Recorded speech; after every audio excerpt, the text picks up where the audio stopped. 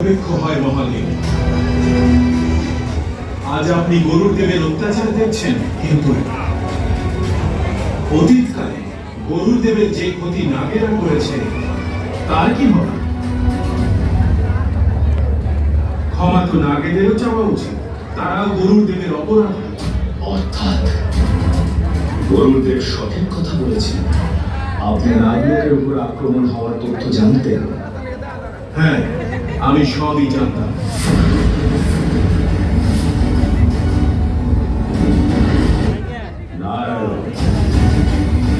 নাগজাতি এখন আমার সর্বস্ব, আর তাদের রক্ষা করা আমার ধর্ম।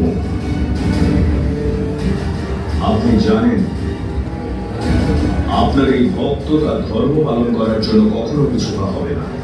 আর আমার বাহন গরুর দেবের সম্মান রক্ষা করা হলো আমার ধর্ম, আর আমিও আমার ধর্ম থেকে পিছু পা হব না। সঠিক বলেছেন না। তাহলে আমাদের দুজনের মধ্যে ধর্মযুদ্ধ অবশ্যম্ভাবী।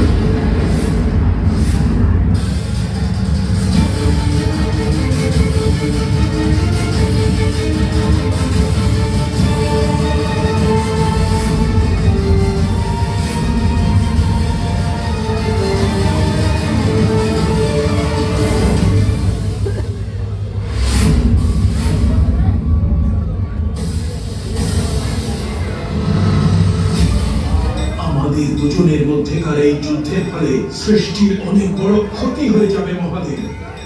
এর ফলে প্রলয় ঘটে যেতে পারে। তাই উচিত এটাই হবে যে আপনি নাগেদের রক্ষা করার প্রতিজ্ঞা ত্যাগ করুন। নারায়ণ, এখন এই যুদ্ধ কেবল গরুরা নাগ জাতির মধ্যে নেই।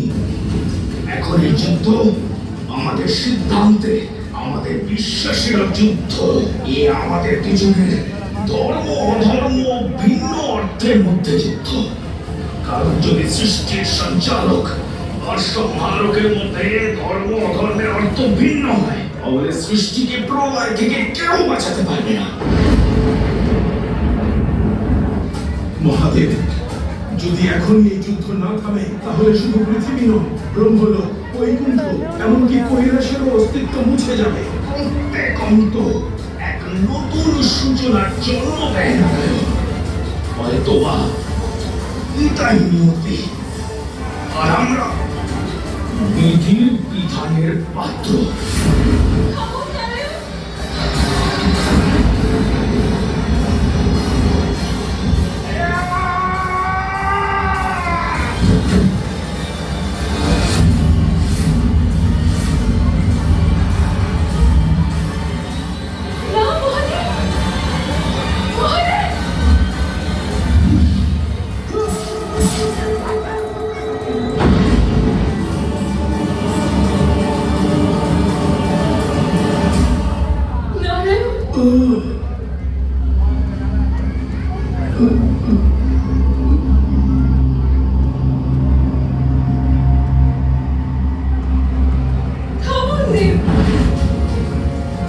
আমি নারায়ণকে আমার জ্যেষ্ঠ মনে করি, আর ভগিনী হওয়ার অধিকারী আমি আপনাকে ওনার দিকে আর একটা পদক্ষেপও নিতে দেব না। নারায়ণ আপনাকে আরাধ্য মনে করেন, আপনার প্রতি তার ভক্তি এই সংসারের প্রেরণার যোগ্য, আর আপনি তার উপরে ত্রিশূল বর্ষণ করেন। আমি সর্বদা এই কথাই শুনেছি যে মহাদেবের ত্রিশূল সৃষ্টির নেতিবাচকতার অন্ত করে। আপনি তাকেই ত্রিশূলের আঘাত করলেন, যে এই সৃষ্টির সদার্থকতার প্রতীক। যদি আপনি নিজের ক্রোধ আর অনাসক্তি ছাড়া কিছুই দেখতে পান না, তাহলে আপনি দেবাদিদেব মহাদেব হলেন কেমন করে? কে দিল আপনাকে এমন উপাধি? আপনাকে তখনই মহাদেব বলা হবে যখন আপনি আমার জ্যেষ্ঠকে পীড়া থেকে মুক্ত করবেন, যে পীড়া আপনি দিয়েছেন। দেবী আদি পরাশক্তি গরুর দেবকে নাগলোকে আক্রমণ করার আদেশ এই কারণেই দিয়েছিলেন, যাতে আপনি আমার সঙ্গে যুদ্ধ করতে বাধ্য হন। আর এখন দেবীর এই লীলার কারণে আপনার অনাসক্তি থেকে আসক্তির যাত্রা পূর্ণ হলো। হে আরাধ্য, ভক্ত কেবল সে নয় যে তার ভগবানের ভক্তি করে, ভক্ত সেও হয় যে প্রয়োজনে তার ভগবানকে সঠিক পথ দেখাতে পারে। আমার ক্রোধ এবং অনাসক্তিকে বিলীন করার জন্য আমার ত্রিশূলের প্রহার গ্রহণ করলেন। আমি আপনার কাছে কৃতজ্ঞ আর ক্ষমা প্রার্থী।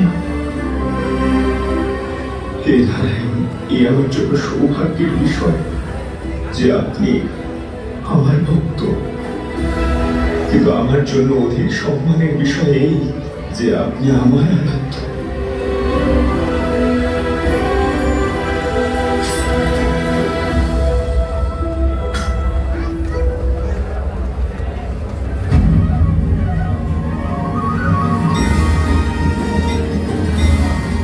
এই আঘাতের উপশম করার জন্য অনেক ধন্যবাদ দেব। এবার আমাকে সুযোগ দিন যাতে আমি আপনার আঘাতের উপশম করতে পারি। না নারায়ণ, এই আঘাতের সঙ্গে থাকার অনুমতি দেই না আমায়, কারণ এই আমার আরাধ্যের দেওয়া সম্মান চিহ্নের স্বরূপ। আপনার কণ্ঠের উপর আমার আঙুলের এই চিহ্নের কারণে আজ থেকে সংসারে আপনি স্মৃতিকণ্ঠ মহাদেব নামেও পরিচিত হবেন। স্মৃতিকণ্ঠ মহাদেবে, স্মৃতিকণ্ঠ মহাদেবে, স্মৃতিকণ্ঠ মহাদেবে, স্মৃতিকণ্ঠ মহাদেবে।